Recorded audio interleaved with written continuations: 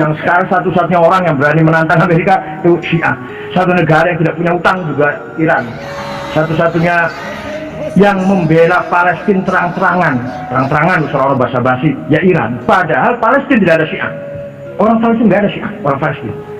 Tapi yang membelain Palestina mati-matian Iran. Ini lepas dari kufrun apa nifakun apa dolalun lah.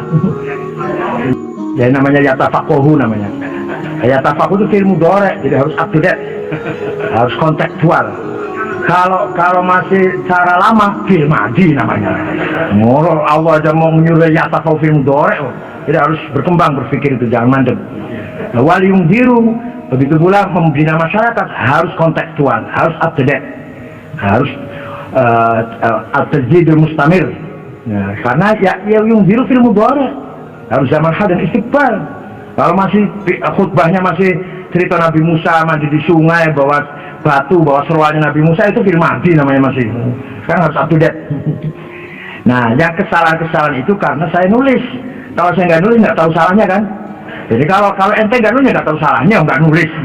Nah, ya, al-khoto' minal amal. Orang yang kesetrum ya tukang listrik, nggak takut listrik. Nah, kalau nggak pernah pegang listrik nggak pernah kesetrum. Orang nabrak ya supir, karena nyupir, coba nggak jadi supir nggak pernah nabrak. Jadi kesalahan itu karena dari amal, kesalahan itu. Kalau nggak mau salah ya jangan beramal, nanti nggak mau salah nanti. Bahwa Ali Samin Asy'ar hanya mengambil dari Mu'tazilah tidak benar saya. Kemudian Ali Samin Asy'ar malah menekankan mengambil dari Maqalatul Islamiyin, Al-Milal wa Nihal, selalu ngambil dari itu. Al-Milal wa Nihal, Al-Farqu Bainal Firaq, karena Ali Samin Asy'ar terkenal Asy'ari abad ke-20 yang paling mempertahankan mazhab Asy'ari di Mesir, beliaulah orangnya. Ketika Asy'ari baru saja habis diserang oleh Syekhul Akbar Muhammad Abduh, the Grand of Sheikh Al-Azhar. Nah, tentang syarat tadi, memang siapa tadi? Wasil bin Atha, temannya Abu Hashim memang ya.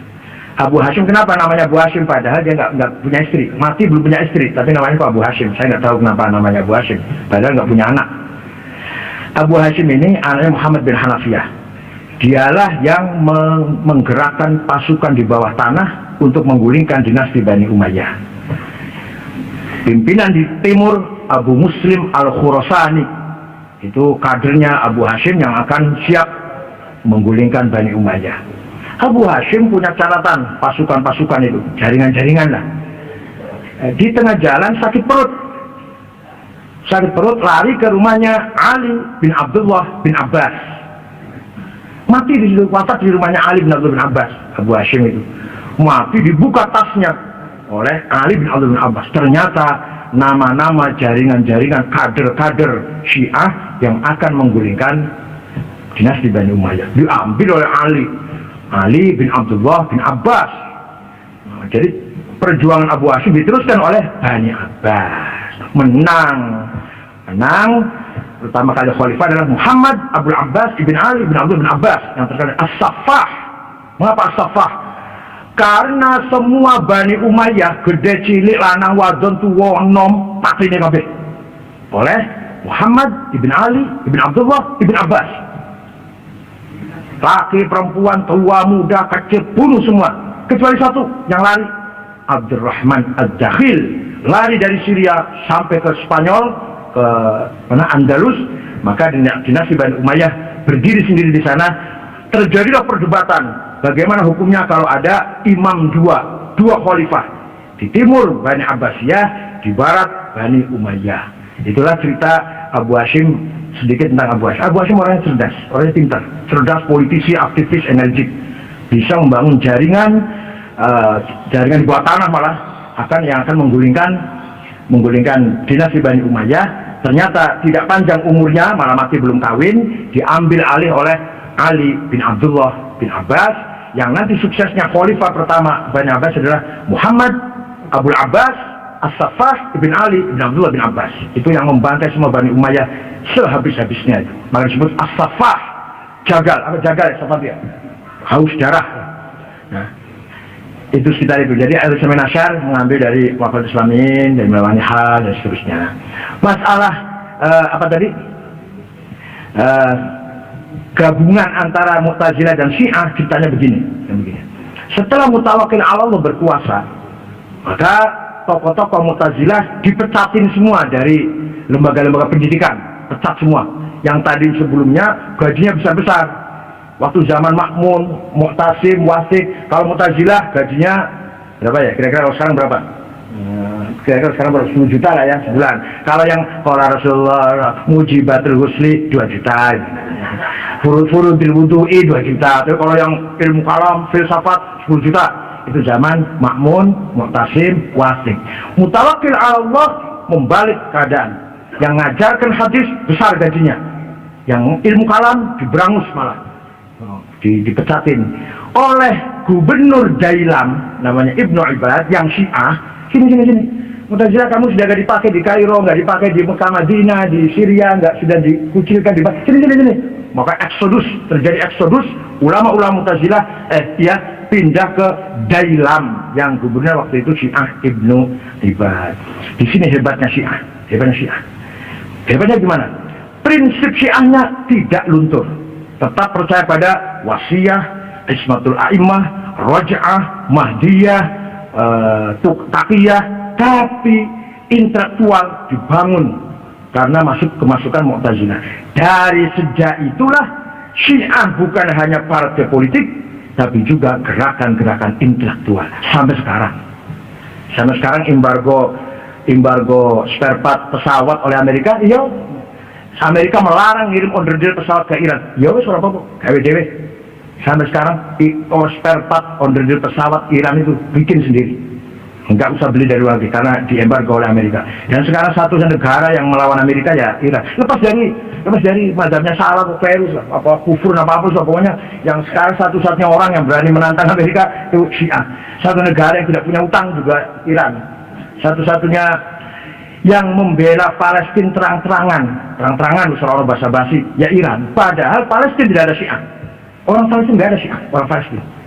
Tapi yang membelain Palestina mati-matian Iran. Ini lepas dari kufrun apa nifakun apa dolalun lah.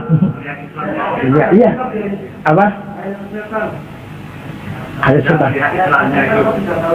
Mohon tidak disela dulu ya biar untuk saya. Ya jadi enggak ini bukan begitu. Ini sisi positifnya Syiah, sisi positifnya Iran. Adapun beda dengan kita ya, tapi ada positifnya. Sekarang satu negara yang bisa memproduksi uranium menjadi tenaga nuklir. Nah, kalau kita kan masih memproduksi mandoan, keripik tempe. Iran sudah memproduksi uranium. Tentang sanad tadi, yang mengkotik tadi sanad ahli sunnah itu dari tahun saja. Kita lihat dari tahun dan dari pengaruh. Syehristani terpengaruh Ghazali. Rozi terpengaruh oleh Syehristani. Itu saya baca di situ. Pengaruh. Jadi ini berarti gurunya. Guru bukan berarti harus ngaji face to face, enggak. Tapi kepengaruh. Seperti saja muridnya Mbah Asy'ari, saya nggak pernah ngaji sama beliau, tapi saya terpengaruh pikirannya. Atau ada orang mengikuti pikirannya Gus Dur, berarti muridnya itu, walaupun nggak pernah kenal dengan Gus Dur. Nah, jadi sanad tadi pengembangan dari pola pikir sebelumnya, saya anggap itu gurunya. Minimal melalui kitabnya, melalui tulisannya. Imam Syehristani sangat terpengaruh Ghazali, Imam Rozi sangat terpengaruh oleh Syehristani, Imam Sanusi sangat terpengaruh oleh Khadruddin Al-Ijid dan seterusnya. Apalagi tadi, yang satu lagi apa? Masalah Syiah bunuh orang, ahli sunnah juga bunuh orang yang banyak. Itu masalah pribadi, kelakuan pribadi, bukan karena Syiahnya kemudian bunuh orang. Yang ahli sunnah bunuh orang juga ya. Yang tiap hari caok juga banyak ahli sunnah semua. Enggak masalah kelakuan, bukan masalah mazhab lah. Ya ahli sunnah korupsi ya banyak. Akan tapi mukjizat Islam, terutama mukjizat Al-Quran, terutama bahasa Al-Quran, setelah diikuti Islam itu oleh orang-orang yang non-Arab, terutama bangsa Persia terutama, yang sudah berperadaban ribuan tahun, maka bahasa Persia yang diperlakukan kelas 2, mawali namanya bahasanya, kelas 2, yang bukan orang Arab. Mereka merebut posisi keilmuan, peradaban. Yang membangun peradaban dalam Islam orang Persia. Bukan orang Arab. Bukan orang Arab. Bayangkan, yang menggagas menyempurnakan tulisan Arab supaya sempurna. Dulu nggak ada titiknya, Pak. Tulisan Arab tanpa titik. Mushaf Utsmani, mushaf tulis saya di Utsman, saya punya fotokopinya. Nggak bisa baca saya, nggak ada titiknya. Batasan nunia sama. Yang pertama kali bikin titik bukan orang Arab. Namanya Abul Aswad Ad-Du'ali tahun 59. Kemudian setelah ada titik bikin harokat. Fathah, domah, kasroh, fathaten, domaten, kasroten, tasdid, sukun. Bukan orang Arab. Orang Persia. Namanya Khalil bin Ahmad Al-Farahidi tahun 175. Orang Farhad. Orang Afghanistan kalau sekarang lah. Kemudian lahir ilmu tajwid supaya baca Qurannya benar. Orang Arab baca sahabat baca Qurannya benar, tapi tanpa teori. Lahir teori tajwid di tilawatil Quran, memperbaiki baca Quran. Bukan orang Arab. Namanya Imam Abu Ubaid Qasim bin Salam. Orang mana tuh? Orang Persia. Oh, oke. Yang merawat hadis ada 10 orang. Bukan orang Arab satupun. Tidak ada orang Arab satupun. Bukhari, Muslim, Abu Dawud, Tirmidzi, Nasai, Ibnu Majah, Daraqutni, Darimi, Ibnu Huzaimah, Al-Hakim. Bukan orang Arab. Imam 4 yang terkenal itu 2 Arab, 2 bukan. Yang Arab Malik dan Syafi'i. Hanafi dan Ahmad bin Hanbal bukan orang Arab. Imam Ghazali, Haramain, Baqillani, Ar-Razi, Sanusi, Ad-Dasu bukan orang Arab. Walhasil, peradaban dibangun oleh orang ajam, bukan orang Arab. Kenapa? Itu menunjukkan bahwa ternyata Islam berkembang bukan di tempat kelahirannya. Peradabannya peradabannya. Lahir di Arab, tapi perkembangannya mengibarkan bendera peradaban Islam sehingga Baghdad menjadi pusat peradaban dunia waktu itu selama 400 tahun. Khalifah Al-Rashid, Ma'mun, Mu'tasim, Al-Wathiq, Al-Mutawakkil, 400 tahun lah kira-kira. Baghdad menjadi pusat peradaban dunia. Itu ketika dibangun oleh orang-orang ajam itu non-Arab, banyak Persia. Itu dulu. Nah, jadi Arab menjadi Islam menjadi peradaban, Islam menjadi agama peradaban, Islam bawa misi peradaban, budaya, akhlak itu disumbang andil besar orang-orang yang non-Arab. Memang semua sumbernya dari Rasulullah sumbernya. Tasawuf spiritual, Abdul Qadir Jilani, Imam Al-Junaidi. Itu apalagi misalkan Al-Karhi, Syed Asyikti, Al-Ghazali, bukan orang Arab. Coba yang membentuk konsep bagaimana membangun hati, membangun spiritual, kekuatan thawra ruhiyah, revolusi spiritual supaya manusia menjadi betul-betul manusia yang sempurna dan perfect dalam sisi spiritual, bukan orang Arab. Sumber-sumbernya dari Quran, sumber-sumbernya yang membangun itu bukan orang Arab. Nah, itu dah. Ringkas cerita.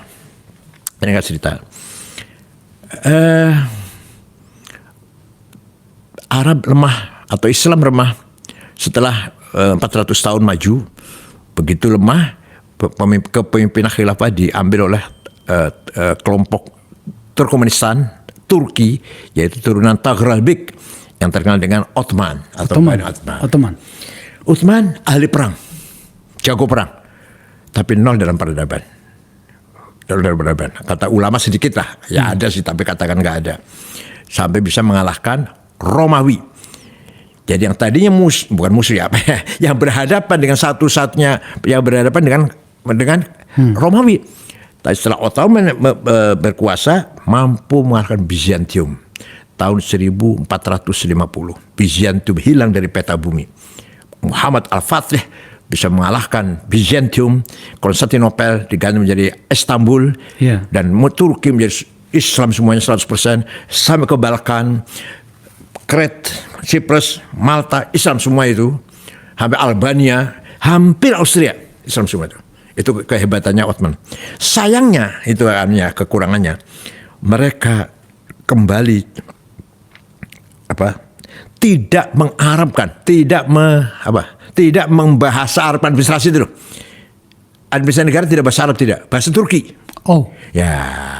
Maka di situ kemunduran peradaban Islam. Dari sisi keperang, dari sisi ekspansi memang hebat mereka.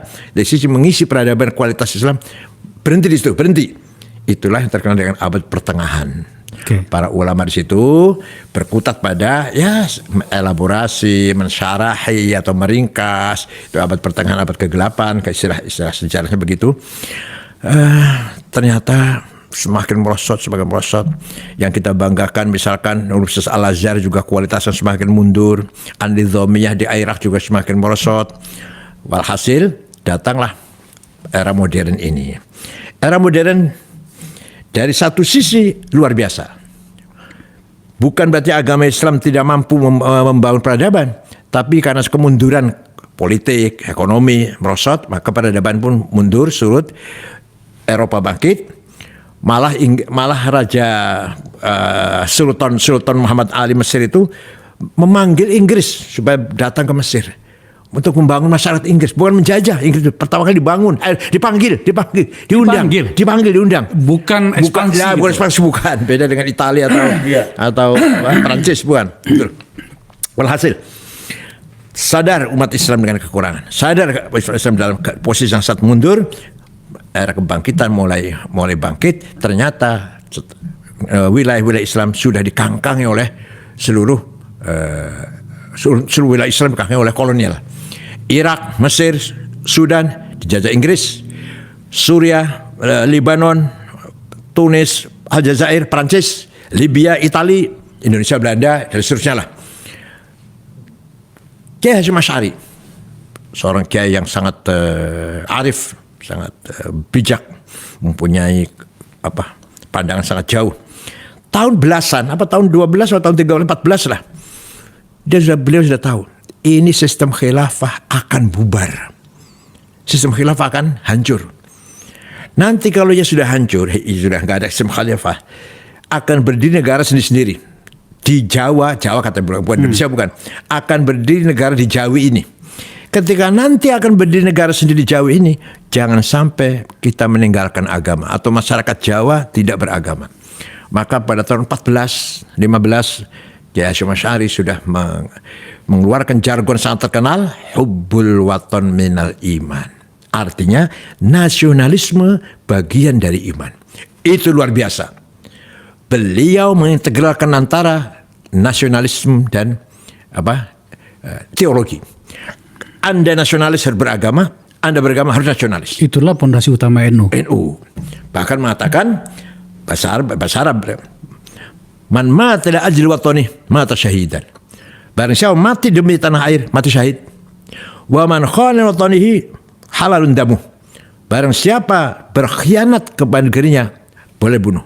Halal darahnya itu, boleh bunuh. Tapi enggak kafir. Tidak kafir, soal itu Tuhan lah kafir. Betul. Tahun 1924 khilafah bubar. Dibubarkan oleh Mustafa Kamal Ataturk. Ya. Sistem khilafah sejak zaman Abu Bakar sampai tahun 1924 bubar. Ya, dengan segala faktor lah, kelemahan di dalam internal sendiri, atau begitu pula bagaimana luar lah, faktor eksternal juga nggak karu waktu itu. Ini apa artinya? Artinya umat Islam terjadi perubahan sejarah yang luar biasa. Yang dulu sentralistik, satu pemimpin khilafah. Dan di situ ada faktor agama. Kita harus taat pada ulil amri. Benar maksud khilafah maksudnya. Atiullah terus ulil amri minkum. Enggak boleh melawan ulil amri itu. Katanya kita punya teologis, dasar teologis. Setelah hilang khilafah, ikut siapa? Apakah presiden, apakah raja itu yang ulil amri itu? Ini pembahasan, pembahasan. Nah, setelah khilafah tidak ada, masyarakat Arab, terutama Arab dan Islam tidak punya pemimpin. Terjadi kekosongan. Ya. Berkali-kali ulama kumpul dari India, Pakistan barangkali sekarang ya, dari India, dari Afrika, ingin mengembalikan lagi khilafah, gagal. Nah, di situ terjadi luar biasa, keadaan sangat luar biasa. Pertama kali tokoh Arab yang mendirikan partai politik untuk melawan penjajah dengan semangat nasionalis, semangatnya, tapi sama sekali tidak beragama, tidak semangat agama, yaitu Partai Ba'ath yang didirikan oleh seorang tokoh dari Damaskus beragama ortodok, Kristen ortodok, namanya Mitchell Aflaq. Artinya justru Partai Ba'ath itu bukan di Irak ya? Kan yang kita kenalnya kan di Irak, ya, di Suriah ya. Tapi nanti kader-kadernya dari Irak, dari Mesir. Luar biasa, memang luar biasa Mitchell Aflaq. Luar biasa. Mengkader pemuda-pemuda Arab agar punya patriotisme melawan penjajah. Hanya ya katakanlah sayang tidak ada dasar teologi, hanya ada nasionalisme. Karena persis konsepnya mengadopsi dari Ernest Renan, Ya. ya, yang menulis buku tahun 1895 What is a Nation. Nah, terjadi situ perpecahan pemikiran dalam umat Islam. Ada yang terbuka, oke lah nasionalisme asal kita tetap beriman pada Tuhan. Ada yang menolak. Ini yang datang dari luar, harus kita tolak. Ya, itu ringkasnya. Atau kembali ke sejarahnya begini. Setelah Ba'ath berkembang, mulai lahir pemimpin-pemimpin Ba'ath, Jamal Nasir, Sa'ad Zaglul, Ahmad Urabi, itu yang di Mesir, yang di Irak, Hasan Bakar, nanti akan punya murid Saddam Hussein, yang di Suriah Abdul Karim Qasim nanti akan punya murid anak buah Hafid Asad, dan di Sudan dan di Arab semuanya lah, Muammar Gaddafi, Abdul Salam Jalud, Habib Bourguiba. Para ulama atau aktivis Muslim baru sadar, iya ya, kita juga harus bergerak, harus bangkit dong, masa tidur? Ayo kita bikin partai politik. Maka ada seorang ulama keluar, alumni Al-Azhar tapi asal dari Maroko, namanya Syekh Hasan Al-Banna. Hasan Al-Banna Dengan teman-temannya membentuk partai politik namanya Ikhwanul Muslimun. Konsepnya persis Ahlussunnah wal Jamaah, moderat, berjuang ingin menyebarkan dakwah Islam dengan damai, dengan budaya, pendekatan budaya, akhlakul karimah, menjauhi dari kekerasan. Dulu. menjauhi kekerasan. Anti kekerasan dalam kitabnya itu wasiat. Tahun 40 ada pemuda Ikhwan membunuh Perdana Menteri Mesir. Namanya Perdana Menteri namanya An-Najrasi namanya. Hasan Banna marah. Bukan begini yang saya maksud, bukan ini yang saya maksud bergerak atau bangkit, bukan. Kamu tuh bukan bunuh Perdana Menteri, bunuh saya kamu itu. Betul. Satu setengah tahun kemudian Hasan Banna terbunuh tahun 42. Nah, penggantinya adalah seorang terkenal namanya Said Qutb, bukan ulama, bukan di Al-Azhar, wartawan, jurnalis dari Cairo University. Nah, beliau menulis banyak, yang jadi pedoman partai Ikhwan adalah kitab Ma'alim fit Thariq. Ini buku yang beredar di tengah-tengah mahasiswa di kita ini, di ITB, di IPB, di Undip, di ITS. Terjemahannya itu apa namanya itu? Petunjuk jalan sorga, jalan kebenaran gitu, ada yang Allah gitu, macam-macam terjemahnya. Berhasil Ma'alim fit Thariq, petunjuk jalan yang kebenaran. Isinya, ringkasnya isinya, kita harus menolak semua ide yang datang dari luar Islam. Karena yang datang dari Islam itu namanya jahiliyah. Jadi jahiliyah itu bukan berarti primitif, buta huruf, bukan. Tapi dia adalah sistem pemerintahan, sistem politik yang tidak berdasarkan Quran dan hadis. Itu namanya jahiliyah. Apa itu contohnya? Ringkas cerita, komunisme, kapitalisme, sosialisme, nasionalisme juga jahiliyah. Bahkan nasionalisme pun dianggap jahiliyah. Nah, itu di situ luar biasa. Luar biasa apa? Akibat pendapatnya Ikhwan seperti itu, terjadi situasi Arab Timur Tengah yang sangat luar biasa. Pemuda-pemuda yang punya semangat ingin merubah keadaan, ya semua ikut terpengaruh. Banyak terpengaruh. Mengalahlah Ikhwan di Mesir, Sudan, di Syria, di Irak sedikit, tapi di Suriah. Kalau di Saudi melarang, Ikhwan dilarang Saudi. Walhasil begitulah. Di Qatar ada di Qatar. Bergerak, ayo, bergerak. Jamal Nasir bersikap keras. Pokoknya bersikap memusuhi Ikhwan Muslimun. Walaupun ketika revolusi tahun 53 itu, Juli Republik itu, Ikhwan mendukung gerakannya Jamal Nasir waktu itu. Walhasil mereka mencoba kudeta tahun 65. Gagal. Tokoh-tokoh Ikhwan 6 orang digantung di Tahrir Square. Said Qutb, Zaki Muhandis, Al-Asmawi, Hussein Hudaybi, Umar Tilmisani, dan seterusnya. Ditonton oleh rakyat. Nah, Ikhwan dilarang. Ternyata tidak bubar. Lahir, muncul kelompok yang lebih radikal lagi. Namanya Jamaah Takfir wal Hijrah. Kalau kita di sini takfiri namanya kalau di Indonesia. Itu yang mendirikan namanya Syukri Ahmad Mustafa tahun 69. Tadi kan tahun 65 kejadiannya kan. Tapi munculnya itu 69. semua orang kafir. Kulum kafarah, kulum katanya. Al-Azhar kafir semua itu. Kalau yang menerima konsep nasionalisme, yang menerima hidup bersama-sama dengan orang non-muslim, bekerja sama non-muslim, kafir semuanya. Man lam yahkum bima anzalal faulaikul kafirun. Barang siapa tidak menjalankan hukum Allah, kafir. Itu kan Quran itu. Quran itu. Barang siapa tidak menjalankan hukum Allah, kafir. Kalau kafir kita perangin. Itu hasil itu doktrinnya lah. Mereka lah yang berhasil membunuh pertama kali Menteri Agama, Menteri Auqafnya, namanya Dr. Husain Al-Zahabi. Tidak lama membunuh wartawan senior namanya Yusuf As-Sibai Al-Ahram. Kemudian puncaknya membunuh Presiden Anwar Sadat tahun 81, 5 Oktober 81, terang-terangan ketika beliau sedang upacara. Nah, itu namanya takfiri. Hosni Mubarak jadi presiden, mereka dibabat. Ternyata nggak bisa habis, masih banyak di Gurun Sinai, di padang pasir di Sinai masih sampai sekarang. Yang pernah ngebom sholat Jumat di kota Ismailiyah pernah.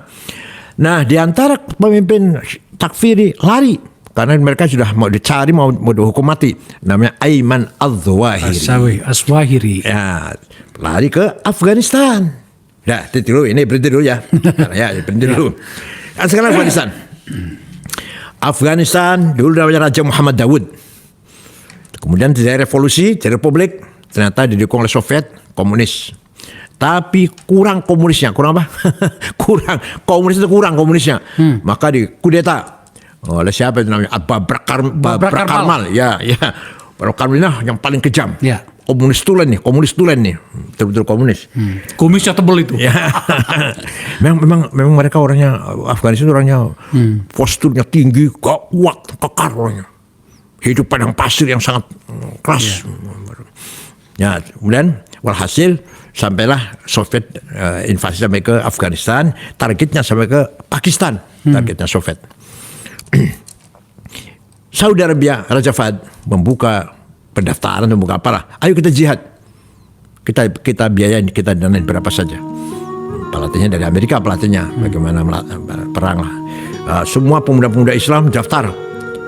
Dari Pakistan, Saudi banyak, Pakistan, Bangladesh, India, Indonesia, Malaysia. Yang heran dari Eropa pun banyak. Muslim Prancis, Muslim Inggris, Muslim Austria Austria. Dari Prancis itu 1.500. Dari Inggris ratusan. Saya juga heran tuh, dari Eropa banyak. Perempuan juga banyak dari Eropa itu. Ingin jihad. Nah, jihad. Ringkas cerita, Soviet lari, kalah lah, menyerah, lari meninggalkan Afghanistan. Raja Fahd memanggil mereka, udah selesai, jihadnya sudah. Mujahidin sudah bubar, ayo pulang. Yang pulang banyak. Kembali dari sana di Saudi banyak, yang ke Pakistan juga banyak. Tapi kalau dari Pakistan mereka kebanyakan tidak pulang ke daerahnya, tapi bermarkas di perbatasan utara. Pakistan utara berbatasan dengan Afghanistan. Yeah. Sampai sekarang masih sering ada bom ledak situ. Sampai sekarang.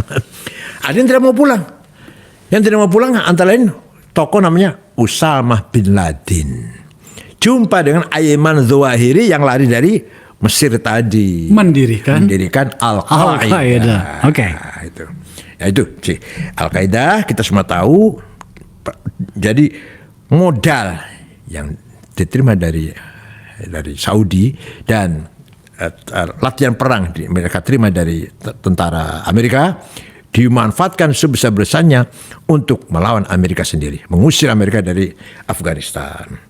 Dah, waktu Taliban datang ke kantor PBNU, saya datang pertama kali atas undangan Pak Yusuf Kala, wakil presiden waktu itu, kata Pak JK datang ke PB ya, ke sana 11 orang, semuanya jebolan tahanan Guantanamo ya. Guantanamo ya.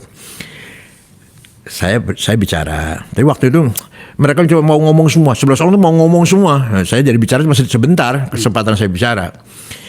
Di Indonesia ini Pak, begitu merdeka, kita tidak ribut masalah konstitusi dulu. Bahkan di situ waktu itu ada 7 kata yang artinya berkewajiban mengamalkan syariat Islam, itu dicoret dan NU Kiai Wahid Hasyim, bapaknya Gus Dur, mendukung, menerima. 7 kata dicoret. Kenapa? Karena perintah atau restu dari bapaknya Hasyim Asy'ari. Hasyim Asy'ari mengatakan Indonesia kuat dulu, bersatu dulu, kuat dulu kita ini. Kalau sudah kuat bersatu, maka kita dakwah di atas tanah air yang kuat. Ayo kita dakwah di atas tanah air yang sudah kuat. Jangan belum sudah ribut masalah konstitusi dasar negara. Lah antum di Afghanistan, begitu Soviet lari, ayo Islam, satu Islam pun macam-macam. Ada Sunni, Hanafi, ada Syiahnya, ada sulit disatukan. Hanya 7 suku padahal. Ada nasionalis. Yang terkenalnya Burhanuddin Rabbani. Hafal Quran orang itu. Burhanuddin hafal Quran orangnya. Itu dianggap kafir oleh Taliban, dibunuh kan? Jadi presiden dibunuh. Kafir. Itu tadi entah mereka menerima apa enggak, tapi saya kan begitu. Kalau di kita ini begitu merdeka, yang penting kita bersatu dulu. Hubbul watan iman dulu, saya bilang gitu. Ukhuwah wataniyah dulu. Baru di atas wataniyah yang kuat itu, tanah air yang kuat itu, kita berjuang Islam. Jadi dengan damai perjuangannya, dengan pendidikan, peradaban, budaya. Karena rumahnya sudah Antum baru merdeka, baru Soviet lari dari ribut. Terjadi perang saudara yang sampai sekarang nggak selesai. Waktu itu ya. Waktu Taliban belum menang. Nah, kalau kita urut dari asal muasal radikalisme dalam Islam, ringkas cerita. Tahun 8 Hijriah Nabi Muhammad masuk ke kota Mekah dengan kemenangan. Namanya Fathu Makkah tahun 8 Hijriah. Begitu Nabi Muhammad masuk Mekah dan memberikan amnesti, semua orang Mekah yang dulu menyakiti, saya maafkan, tidak ada balas dendam. Abu Sufyan, tokoh waktu itu masih tokoh Mekah yang ada. Abu Jahal udah mati, Abu Jahal udah mati, udah tinggal Abu Sufyan. Al-Bakhtari masih hidup itu, masuk Islam. Sehingga jumlahnya orang Islam setelah Mekah masuk Islam 100.000 jumlahnya orang Islam semuanya. Dari situ pergi ke Taif, kota Taif 80 km, belum Islam belum. Abu Sufyan berperan itu. Abu Sufyan atau orang yang baru masuk Islam berperan, artinya ingin menunjukkan kita juga kita Islam betul lah. Berperan. Oke. Taif kalah Islam. Satu kota lagi Hunain namanya, kota Hunain. Udah selesai Islam. Dapat rampasan perang, ratusan onta, ratusan sapi, ribuan kambing. Rampasan perangnya itu. Oleh Nabi diperintahkan, ayo kita ke Ja'ronah, kota Ja'ronah 28 km utara Mekah. Ayo kita kumpul di sana. Sambil ihram sama umroh. Sebelum umroh kita bagi-bagi dulu. Bagi-bagi hasil ghanimah tadi, hasil fight. Bagi-baginya Nabi aneh. Beda sendiri. Beda dari yang lain, lain dari yang sudah-sudah. Yang mu'alaf yang baru masuk Islam kemarin waktu Fathu Makkah, orang Mekah, walaupun kaya raya dikasih 100 onta Abu Sufyan. Al-Bakhtari 50 onta, orang kaya itu padahal. Yang senior Abu Bakar, Umar, Uthman, Ali, Sa'ad, Sa'id, Talha, Zubair tidak dikasih 1 ekor pun. Beda sendiri. Ini baru pembagian. Oke. Semua diam. Sahabat semua diam. Ada yang dari belakang, dari Badui. Namanya Dzil Khuwaisir, itu dari suku Bani Tamim. Orangnya kurus, tinggi, kepalanya botak, jenggotnya panjang, jidatnya hitam, gamisnya cingkrang. Menghadap ke depan sambil meteng-teng itu, sambil angkat tangan. I'dil ya Muhammad, bagi-bagi adil dong. Kamu gak adil bagi-bagi ini. Nabi menjawab, yang saya lakukan ini adalah perintah Allah, bukan dari saya. Perintah Allah. Akhirnya orang itu pergi. Saya jawab itu, orang itu pergi. Nabi bersabda dengan tegas, saya khruju min dhidhi hadzal rajul qaumun yatluna al-Qur'an wa la yajawizu halaqimahum hum syarh khaliqah syarh khalqi wal khaliqah laisu minna wa lastu minhum. Nanti di tengah umat Islam akan muncul orang seperti ini. Apa? Hafal Quran. Berdasarkan Quran kalau ngomong, dasar Quran, dalilnya Quran, tapi tidak paham sebenarnya, tidak melewati tenggorokannya, la jauzu halaqimahum, tidak melewati hafalannya, tidak melewati tenggorokannya. Apa? Tidak paham. Mereka itu sejelek-jeleknya manusia, bahkan lebih jelek daripada binatang. Mereka bukan golonganku dan aku bukan golongan mereka. Wow. Itu prediksi Nabi Muhammad. Ternyata betul. Tahun 40 Hijriah dari Bani Tamim inilah yang merencanakan akan membunuh Khalifah Ali bin Abi Thalib di Kufah dan gubernur Syam Muawiyah, gubernur Mesir Amr bin As. Terjadi kesepakatan. Kenapa? Karena kafir. Ini sudah nggak benar ini, saudara. Ya. Ali memimpin ini sudah bukan dengan Quran. Karena berbeda dengan apa yang mereka yakini. Ya. Gak begini. Ali itu kalau akan memutuskan persoalan, musyawarah. Panggil sahabat, panggil teman tokoh-tokoh, musyawarah. Ali. Berarti itu hukum manusia dong. Ya. Keputusan manusia bukan Quran. Di Quran tadi apa mengatakannya? Wa man lam yahkum bima anzalallahu kafirun. Barang siapa tidak hukum Islam kafir. Hukum Allah, kalau enggak hukum Allah kafir. Kalau itu Ali kafir, Muawiyah kafir, Amr bin As kafir. Bunuh. Pagi-pagi tanggal 25 Ramadan 3 orang berangkat, yang berhasil yang hanya membunuh Ali karena beliau keluar akan ngimami salat subuh. Gubernur Syam Muawiyah, gubernur Mesir Amr bin As tidak keluar ngimami salat subuh. Terjadi di situ gerakan namanya Khawarij yang terdiri dari suku-suku Badui. Ahli bahasa, ahli pidato, bahasa Arabnya masih murni. Ahli debat dengan bahasa Arab yang fasih. Dan mereka menganggap semua orang kafir karena tidak menjalankan hukum Al-Quran. Nah, neo-Khawarijme sekarang ini lahir di mana-mana. Kenapa? Karena faktor apa? Putus asa. Putus asa dalam memahami agama Islam. Putus asa ragu bahwa Islam membawa menjanjikan apa? Kemajuan, kesejahteraan atau keadilan. Faktanya ini semua kepala negara Timur Tengah nggak ada yang benar kata mereka ini. Ya. Semua kepala negara di Timur Tengah, baik raja maupun amir maupun sultan maupun presiden, nggak ada yang benar. Semua zalim semuanya. Membiarkan Palestina dicaplok oleh Israel. Ya. Sampai pemimpin Palestina pun bisa disogok, bisa disuap. Gitu. Yasser Arafat bisa disuap. Mahmud Abbas juga bisa disuap itu semuanya. Nah, hasil macam-macam lah. Hafid Asad udah jual dataran tinggi Golan, itu jual itu. Nah, hasil. Apalagi Anwar Sadat mau berdamai. Terjadi secara masalah. Ya. Generasi muda yang putus asa dalam memahami agama Islam. Karena faktor kenyataan yang nyata. Arab ada yang membuka sebebas-bebasnya seperti Lebanon, Tunis, Mesir masih separuh-separuh lah ya. Bebas pergaulan, budaya bebas. Ada yang semakin rapat, semakin tertutup. Iya. Libya waktu itu ya, Libya atau ya Saudi. Kalau sekarang beda, sudah berubah nih. Iya. Waktu itu ya. Saudi malah menjadi sangat dekat sekali. Ya. Gitu kan. Walhasil generasi muda putus asa. Sudah bosan, jenuh mengharapkan bahwa Islam membawa peradaban, membawa kesejahteraan, melahirkan keadilan. Enggak percaya. Nah, keputusan ini melahirkan dua. Satu menjadi ekstrem radikal, udah bunuh aja semua ini pemimpin Arab ini. Yang satu lagi menjadi ateisme. Nah. Itu maksud saya.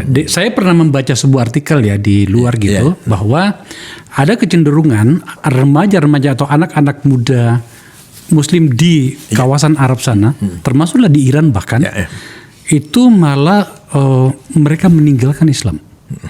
Ada yang menjadi Kristen, apakah Katolik atau Protes, ada yang bahkan menjadi agnostik gitu ya. Saya tidak mampu membayangkan kalau kemudian ini juga masuk ke kita. Bagaimana Islam di tempat kita ini itu menjadi bagian dari kebudayaan hidup kita sehari-hari. Saya butuh catatan menyangkut itu, Pak Kiai. Nah, kenapa itu? Kenapa bisa terjadi begitu? Karena memahami Islamnya sebagai akidah dan syariah. Islam dipahami hanya agama akidah dan syariah, teologi dan ibadat. Seharusnya Islam agama peradaban.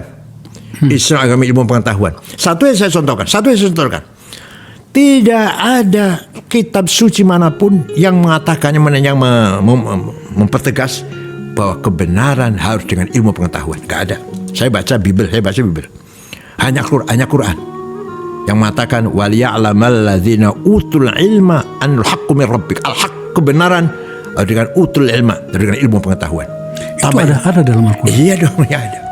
Tidak ada kitab suci yang mau mengajarkan toleransi,